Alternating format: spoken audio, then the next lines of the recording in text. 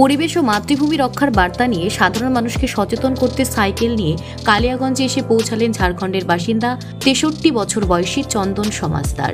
সোমবার সন্ধ্যায় মালদা হয়ে উত্তর দিনাজপুর জেলার কালিয়াগঞ্জের সুকান্ত মোড়ে এসে পৌঁছালে তাকে সম্বর্ধনা দেন কালিয়াগঞ্জবাসী একাংশের উদ্যোগে।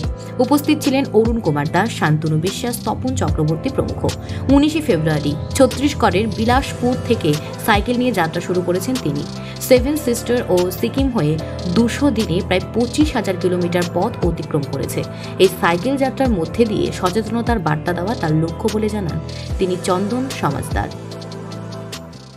বিলাসপুর থেকে বেরিয়েছি 19 তারিখ, ফেব্রুয়ারির 19 তারিখে বেরিয়েছি। আজকে নিয়ে আমার মুভিং ডে হচ্ছে 9টা। প্রোটেক্ট আওয়ার মাদার আর্থ, এটাই আমার থিম।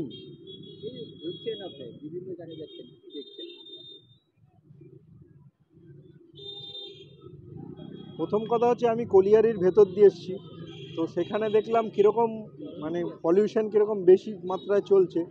তো এখন সেখানে যেটা হলো, আমি সারাদিন কলিয়ারির ভেতর দিয়ে সাইকেল চালিয়েছি, আমার পুরো জামা কাপড় সব কালো হয়ে গেছিলো। তো বোঝা যাচ্ছে ওইখানের লোক কী করে বেঁচে আছে এই কালো ধোঁয়ার মধ্যেও। এটাই প্রথম একটা দেখছি। আর একটা দেখলাম এই মালদাতে ঢুকতে ঢুকতে পুড়িয়ে ইট তৈরি হচ্ছে। আসলে পুড়িয়ে ইট তৈরি হলে প্রকৃতির কতটা ক্ষতি হচ্ছে সেটা তো বোঝা উচিত। তো সেইটা আমার কাছে খুব বাজে লেগেছে যে এখনও লোক সচেতন হয়নি। উত্তর দিনাজপুর থেকে অনুপ জয়সাওয়ালের প্রতিবেদন, নিউজ টুডে।